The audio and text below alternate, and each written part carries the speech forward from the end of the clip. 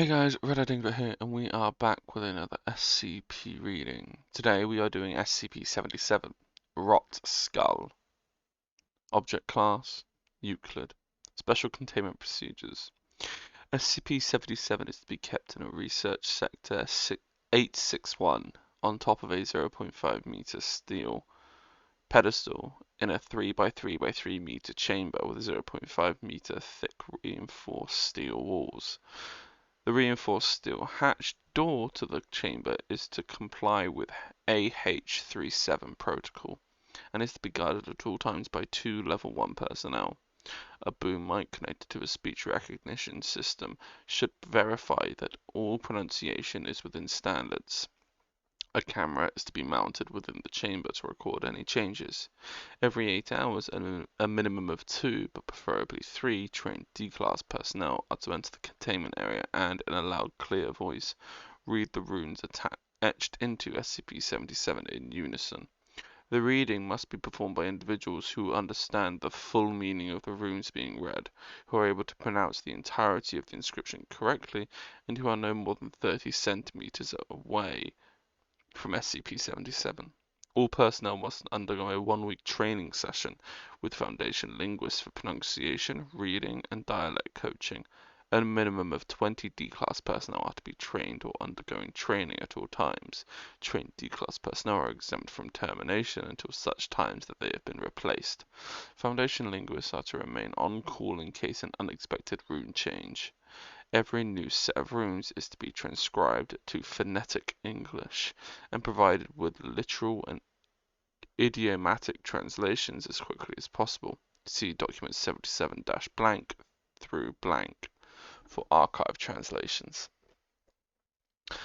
The cafeteria menu for Research Sector 861 must not include any potatoes or potato-based ingredients. Description: SCP-77 appears to be the top half of a human skull engraved with runes, each filled with an unidentified black resin. The runes change every lunar month, defined by the full moon rising above the horizon in Ireland, as well as at the winter and summer solstices, spring and autumn equinox, and whenever a partial, annular, or total lunar or solar eclipse is visible from Ireland. If these engravings are not read aloud at least once within a 24-hour time period, the eye sockets and nasal cavity of SCP-77 will emit 77-1. 77-1 is an luminescent green vapor whose precise nature remains undetermined. It is noted that, although 77-1 behaves like a normal gas in all other ways, it only occupies those spaces which are within 77's effective line of sight and does not flow into the space behind 77 unless confined. Opaque, impermeable barriers with no biological content can provide temporary protection from 77-1. However, attempts to permanently contain 77 within opaque containers have failed, due to the artifact's production of sufficient quantities of 77-1 to explosively rupture these containers. All biological material, with the obvious exception of 77 itself, which comes into contact with 77-1, is instantly transformed into a viscous, malodorous ooze. The ooze has been identified as the rotted flesh of a potato tubers, which have been severely infected with potato blight. 1 cubic centimeter of 77-1 transforms upwards of 800 grams of biological material. Reading 77's engravings has a noticeable, if transient effect on the health of the readers.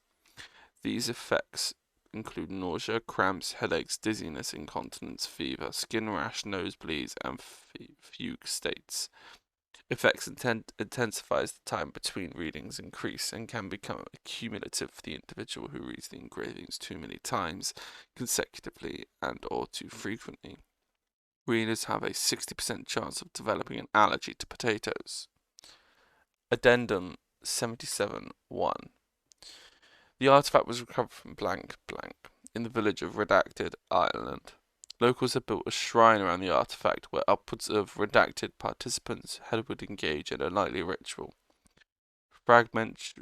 fragmentary historical documents retrieved from the remnants of the village church.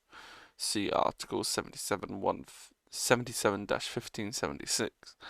And library, see Article 77-1582. Indicate the artifact existed as early as 1848, at which point in time it was described in highly positive terms, including protector and redacted. By 1869, however, references to the artifact are fearful, resentful, and crouched in euphemism.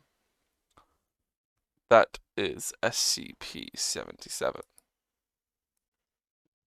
So, thank you guys so much for listening. If you liked it, don't forget to like, comment, and subscribe, because why not? It's free. But anyway, I'll see you in the next one. Until then, bye.